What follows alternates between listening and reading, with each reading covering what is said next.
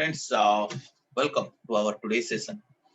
As you know, in our previous sessions, we have already discussed what is capital gain, how we can classify that capital gain into short-term capital gain and into long-term capital gain. That concept we have understood. And we also know that the period of holding matters. The capital asset, how long you are holding it, that matters. On that basis, we can classify it as either a short-term capital asset or long-term capital asset.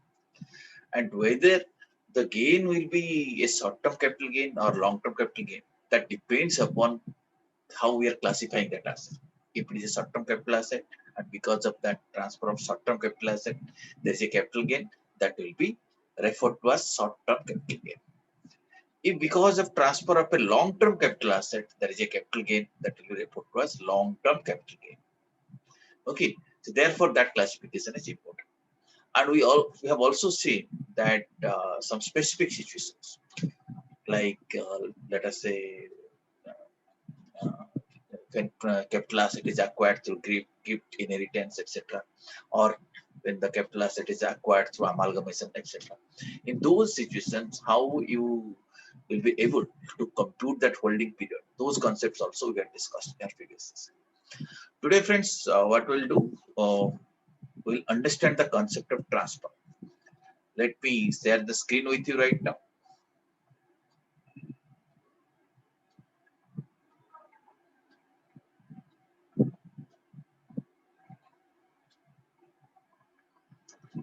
Basis of charges we have discussed, and we also know uh, that to attract this chargeability, there should be a capital asset, and the capital asset should have been transferred. So we are going to understand this concept of transfer, and transfer must have taken place during the previous year, and if there is any gain, that will be taxed under the head capital gain, unless they are exempted.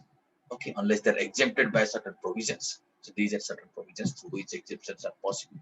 We'll be learning that provisions later on. The meaning of capital asset we have discussed, and there are certain, let us say, various aspects of capital asset, and what are the exceptions to that? The exceptions to that meaning, all those concepts we have discussed. These illustrations we have also done in our previous class. Okay. So this particular chart explains the entire concept of capital asset. Are you able to understand this chart? In the previous class, it has been explained. Previous two classes, it has been explained. Are you able to understand it? Yes or no?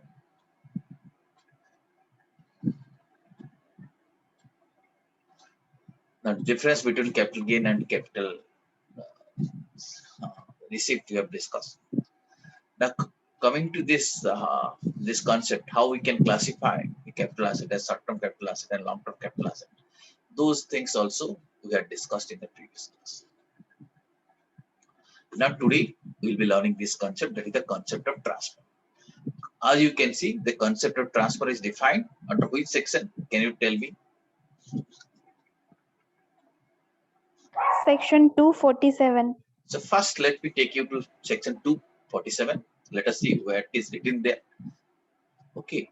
Now, quickly let me take you to the Income Tax Department's website. Just give me a moment for that.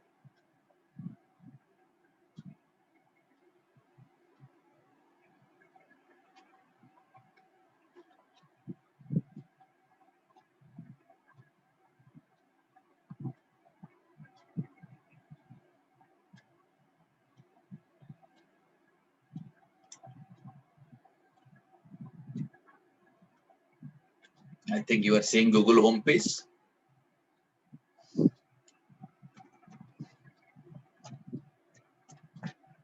I am taking you to the website of incometaxindia.gov.in.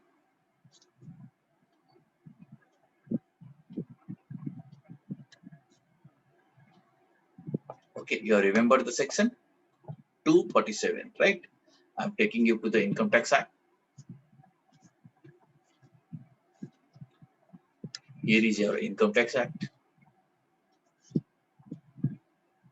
You can go to section 2.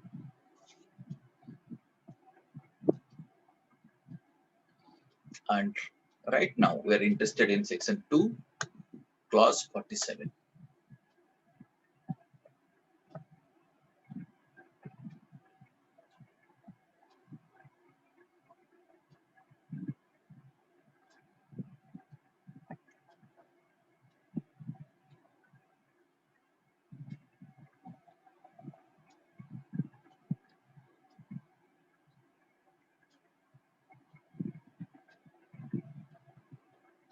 Are you seeing it now? Now you can see it includes so many things. You see, transfer in relation to the capital asset. What is the word used here? Can you read it here? Transfer in relation to capital asset. Includes. Includes. So purposefully the word includes has been used, meaning this is an inclusive definition. It is not an exhaustive definition. Okay.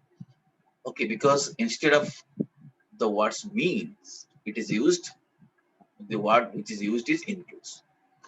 So you see, transfer in relation to the capital asset includes sale, exchange, or relinquishment of any asset, extinguishment of right. All these things you will be seeing. This, so many things are included here.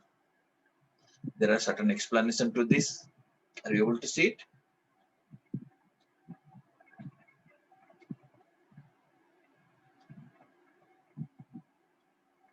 Okay. The meaning of zero coupon bond has been explained in the subsection 48. So in the clause 48, that will also be relevant here, because here it says maturity redemption of zero coupon bond. So now we'll discuss this particular provision 247. Let me show you the slides now.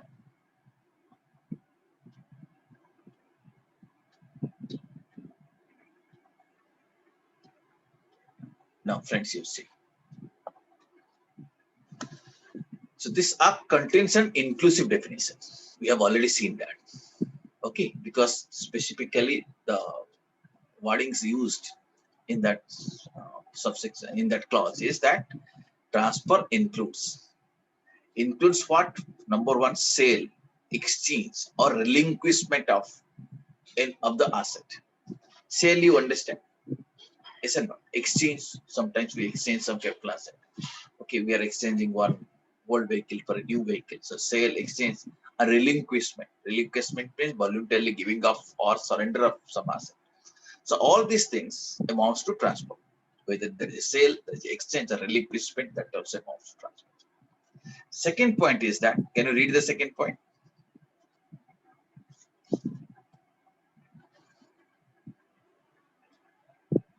The extinguishment of any rights therein. Extinguishment of any rights therein means in any capital asset. If somebody is having a right in the capital asset and he is extinguishing that right, that means he is again voluntarily giving up that right. So that is also transfer. Okay, suppose two people are joint owner of one property. One is extinguishing his right to use that property. That's also transfer. Okay, so sale, exchange, or relinquishment is transfer. Extinguishment of any right in any capital asset, that is also transfer. Third point, can you read it? The compulsory acquisition thereof under any law. Yes. If a capital asset is compulsorily acquired, suppose there is a land and government has acquired it compulsorily, that will also amount to transfer. Point 4. Fourth point.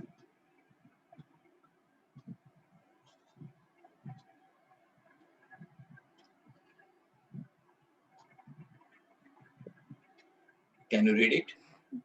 The owner of a capital asset may convert the same into the stock in trade of a business carried on by him. Such conversion is treated as transfer. Yes. The owner of the capital asset may convert it into a stock in trade. For example, you are owning a house. Okay. Or you are, let us say, you are owning a house.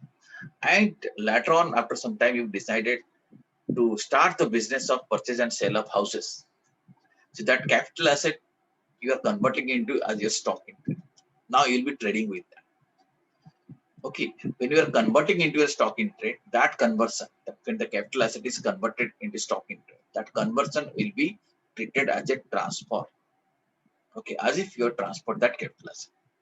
Did you understand this? Okay. Or let me give you another example. You know, jewelry is a capital asset. So you are having jewelry.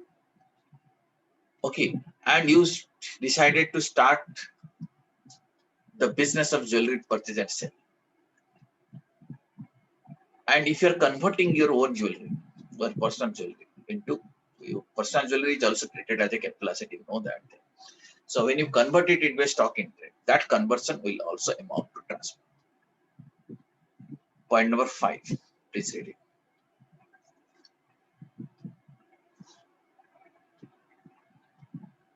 The maturity or redemption of a zero coupon bond. Yes. The maturity or redemption of a zero coupon bond. Bond, you already know what is that. That's a debt instrument. Zero coupon bond means when coupon rate is 0 or interest rate is 0.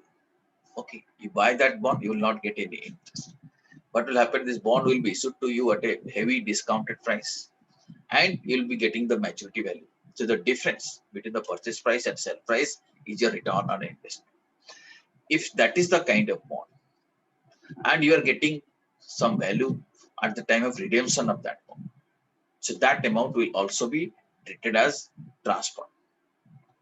Okay, that redemption or maturity will be treated as the transfer of a zero coupon bond. Did you understand this? Point 6.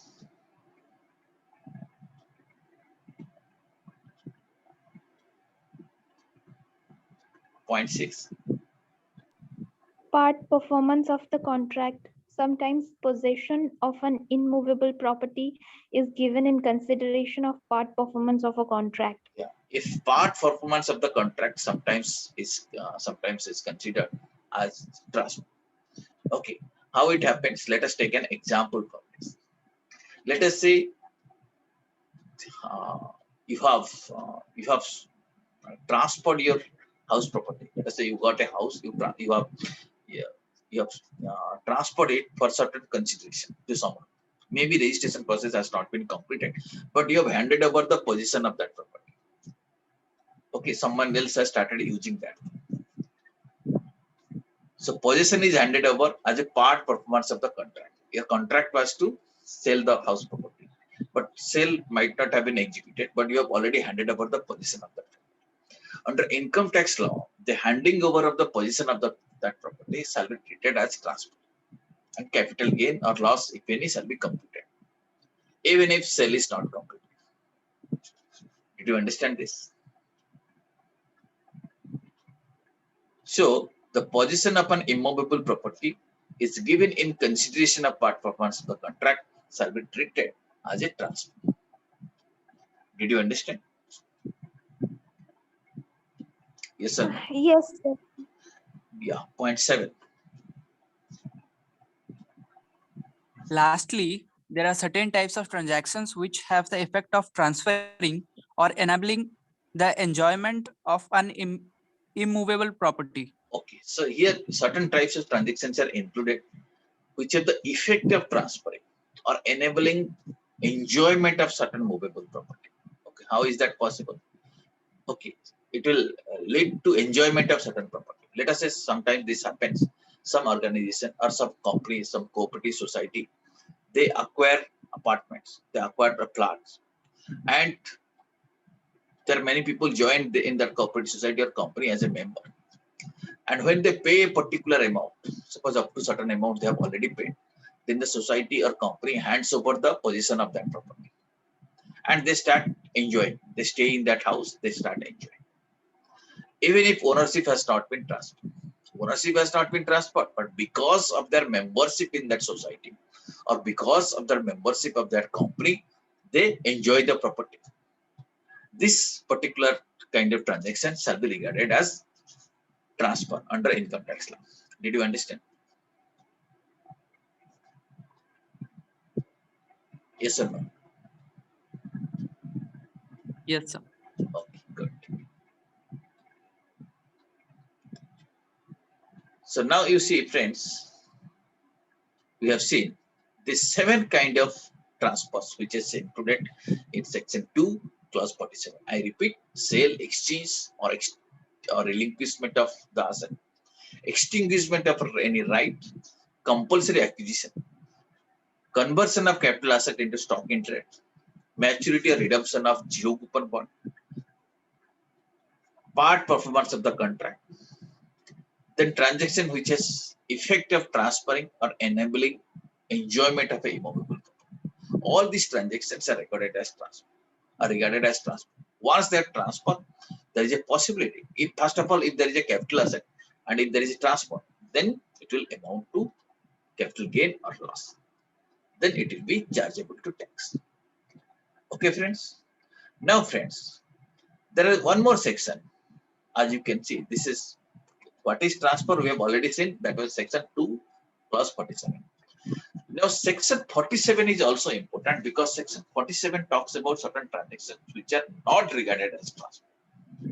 Okay, so once we know what are the transactions which are not regarded as transfer, then if you can plan our transactions accordingly, so possibly you may avoid capital gain tax because these are a list of transactions which are not regarded as transfer. I will once again take you to the income tax department website. I'll show you what is section 47. Then I will come here and explain you this through slide. Okay, so let us visit to income tax department's website right now. You have already seen this particular section. Now, which section we are going? Who has remembered? Can you tell me? Section 247. 247 was talking about transfer. But now we are talking about transactions which are not regarded as a transfer. For that thing, we have to go to section 47. Right? So you see 47, let us visit. Now you see section 47. Can you see what is written here?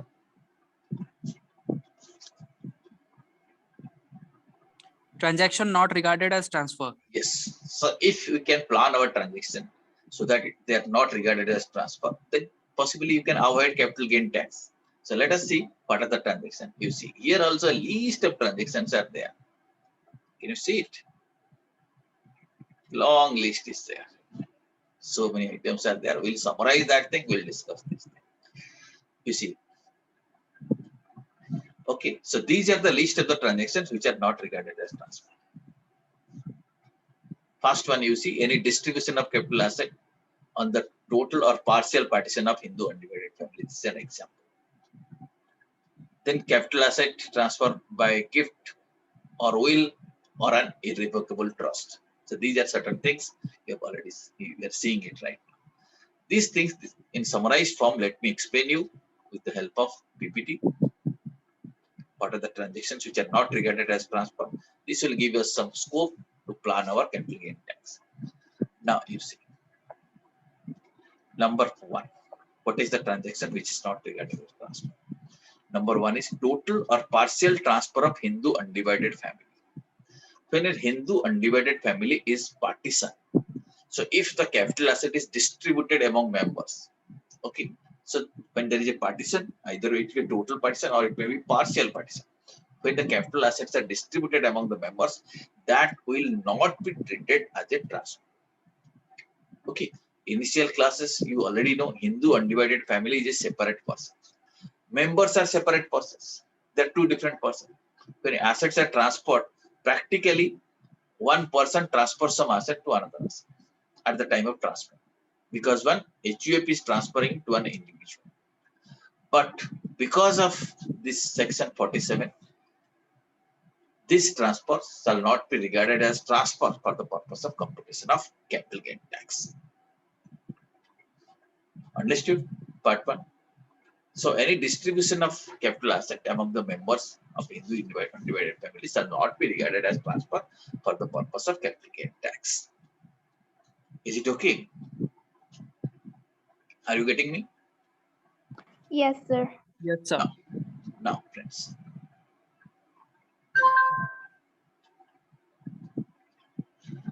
Second is gift or will or an irrevocable trust.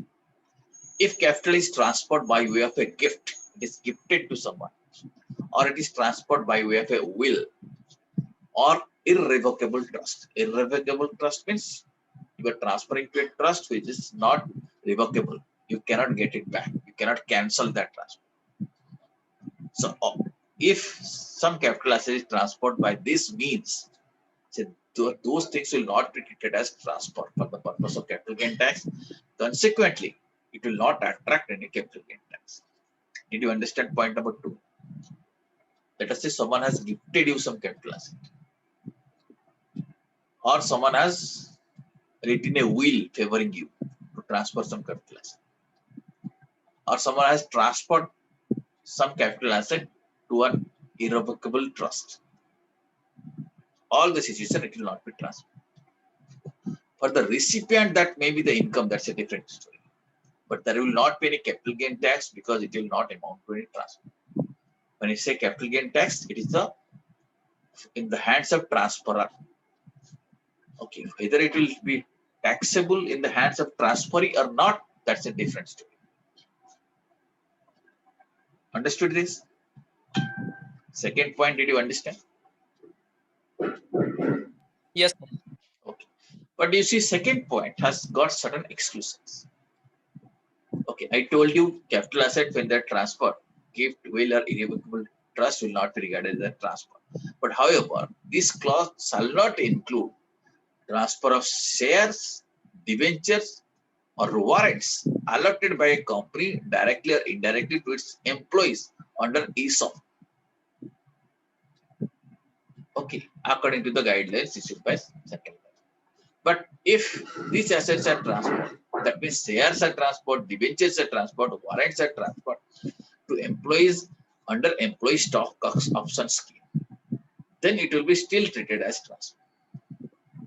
Okay, except this situation, except this particular thing what I told you, the shares, debentures, warrants transferred to employees under ESOP. In all other cases, transfer by way of gift, will, or irrevocable trust shall not be regarded as transfer. Understood this? So the point 2 has got an exception. Right? Now, next point we'll see. Transfer of capital asset by holding company to its wholly owned Indian subsidiary company. You know this concept. Holding company subsidiary concept, company concept, you know it or not? Parent company Yes, sir. subsidiary. Yeah, you know. So if a holding company transfers capital asset to its wholly owned means 100% owned. So there is a subsidiary company which is 100% owned by holding company. That means holding company either directly or through nominee holds the entire share capital. And there is a transfer of capital asset. Holding company is transferring to a subsidiary company. That means parent company is transferring to the subsidiary company. Then it will not be regarded as transfer. But the conditions you have to see, the holding company must hold whole of its shares. The entire shares must be held. Okay, entire shares must be held by the whole parent company or by its nominee. And the subsidiary company must be an Indian company. If these two conditions are met, then this transfer of capital asset by holding to subsidiary shall not be regarded as transfer. Is it okay?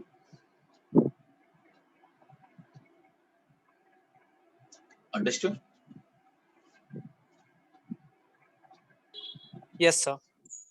Now, similar provision. Transfer of capital by subsidiary company to holding company. Okay. Holding company means to it 100% holding company, being an Indian company. So this kind of transfers. When the subsidiary transfers some capital asset to the holding company, and holding company holds 100% of the shares, and holding company is an Indian company, then also there will not be transfer. Okay. So condition here is that the whole of shares of the subsidiary company must be held by the holding company. Second condition is that holding company must be an Indian company.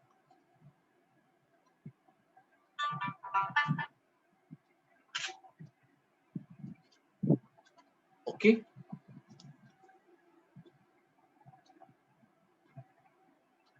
Yes, sir. Okay. So in these are the two situations where transfer will not be regarded as transfer.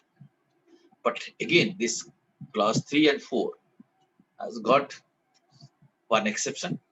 The exemption mentioned in 3 and 4 will not apply if the capital asset is transferred as stock in trade.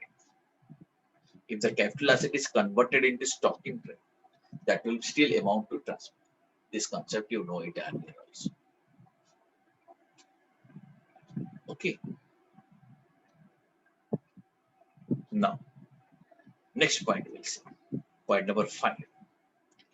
Transfer of capital asset by amalgamating company to an amalgamated Indian company in the scheme of amalgamation.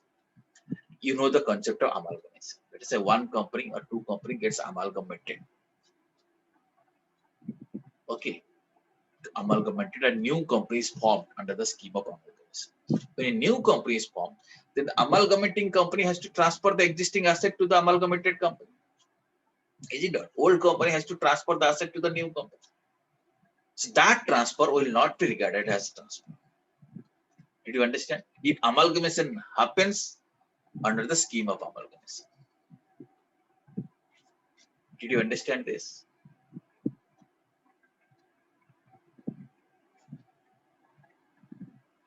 Yes or no? Yes, sir. Yes. Okay, amalgamation you have understood. Now next situation is transfer of capital asset by a demerged company to the resulting Indian company.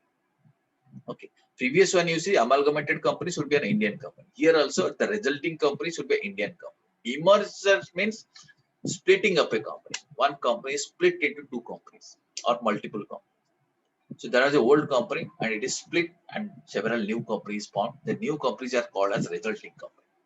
Now the assets of the old company, that means demerged company, has to be transferred to the resulting company.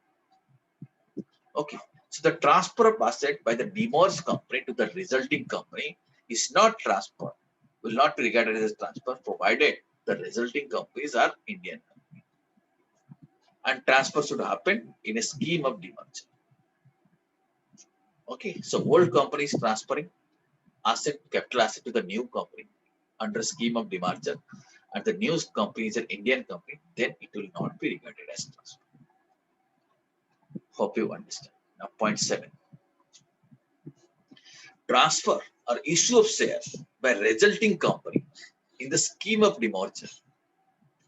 When demerger happens, that means there was a old company, it is split into several companies. That's a demerger of companies. Okay. Now, the shareholders will be issued shares in the new companies. Is it not? Because they are already having shares in the old company. Now, shares, they will be issued shares to the new companies. Okay. So, the issue of shares or transfer of shares by the resulting company and the scheme of demerger shall not be treated as a transfer. In that case also, shares which are issued to the shareholders of the new company shall not be treated as transfer. Understood point 7?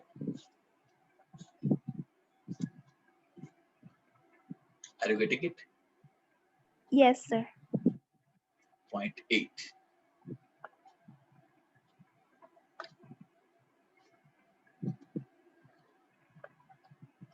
Point is that transfer of shares by a shareholder in the scheme of amalgamation. When the shareholder transfers shares in a scheme of amalgamation, in a scheme of amalgamation, shareholder has to surrender his the shares. Okay, so that will also not be regarded as transfer provided these are the conditions. The transfer is made in consideration of allotment to him any shares in the amalgamated company. Why he is surrendering the shares of old company? Because he will be getting shares in the new company. Okay, that is his consideration. When the consideration is given by way of allotment of shares in the new company or amalgamated company, then it is not a transfer. That is first condition. Second condition is that the amalgamated company should be an Indian company. The new company should be an Indian company. If these conditions are met, the transfer of shares by shareholders in a scheme of amalgamation shall also not be regarded as a transfer. Number 9. transfer of rupee denominated bond outside India by a non-resident to another non-resident. One non-resident is transferring to another non-resident. What is transferring? Rupee denominated. That bond should be in Indian rupees. And the transfer is happening outside India. If that is the transaction, rupee denominated bond transfer is happening outside India, one non-resident to another resident, then that is not a transfer. Consequently, it will not attract any capital gain tax. Okay. Right. So the bonds should be a rupee denominated bond of an Indian company. Point number 10. Transfer of government securities outside India by a non-resident to another non-resident. One non-resident is transferring to another non-resident government securities outside India. Okay, if that is the situation, that government security transfer of one non-resident to another non-resident outside India shall not be regarded as transfer. Then point number 11, redemption of sovereign gold bonds by an individual. If this redemption of bond happens under the sovereign gold bond scheme 2015, that redemption of this gold bond shall not be treated as transfer. Point number 12 here is one thing we have to understand, that certain specified capital assets are transferred. Certain specified assets are transferred either to government or to an university, okay, or to a national museum or national art gallery, national archive, or to a public museum or any institution notified by the central government to be of national importance or to be of renown throughout any state. So if you are transferring certain capital assets to these entities like university, museum, national art gallery, national archive, or public museum, or any institution which is of national importance or national renown, then it will not be regarded as transfer. But what are these assets? What are these capital assets? Work of art, archaeological, scientific or art collection, books, manuscript, drawing, painting, photograph, print, etc. If these kind of capital assets are transferred to these entities, they will not be regarded as transfer under section 47.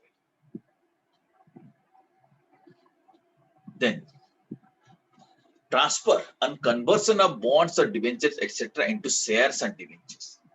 What happens sometimes, initially bonds are issued or debentures are issued to an investor. Later on, it is converted into debentures or shares. This conversion will not considered as a transfer. Bond is transferred to equity shares. That will not be considered as transfer for the purpose of capital gain. Similarly, conversion of preference share into equity shares. Maybe initially preference shares are issued to an entity, to an investor. Later on, it is converted into equity shares. This conversion of preference share into equity shares shall also not be regarded as transfer. Then transfer of capital asset under reverse merger. Under reverse mortgage. Reverse merger is different thing. Reverse mortgage is different thing. Reverse mortgage means mortgage, you know. So you may mortgage an asset, take a loan from the bank. You know it or not? Mortgage. Yes, sir. Reverse mortgage is different thing. Reverse mortgage is something you will take. Normally, it is suitable for old men who do not have pension, or they can give an asset, they can give their house property to the bank. Bank will give them money, maybe in a lump sum or periodically, just like pension, it will give it some years. Maybe for 20 years, bank will pay. After that, what will happen? When the person dies, the bank will acquire that property. So initially, first bank will pay, and lastly, after the death of that person, the bank will acquire that property. This concept is called as a reverse mortgage, which is very suitable for the senior citizens. Okay, so transfer of capital asset under reverse mortgage shall not also be regarded as transfer. This concept you have to keep in mind. Lastly, transfer by unit holder under the consolidation plan or scheme of mutual funds. Under mutual fund consolidated plan or under the scheme of mutual fund, if some unit is transferred by an investor, that will also not be regarded as transfer. These are the 16 instances we have learned Please go through this. These are the things which are not regarded as transfer. Consequently, this gives us an opportunity or gives us some avenue to avoid capital gain tax. Did you understand this? Yes, sir. Sir, I Thanks a have a lot. doubt. Yeah, please raise your doubt quickly. Yeah, so I was asking, for example, I am providing an archaeological Okay, who is some asking this doubt? Time may not permit us. We'll immediately join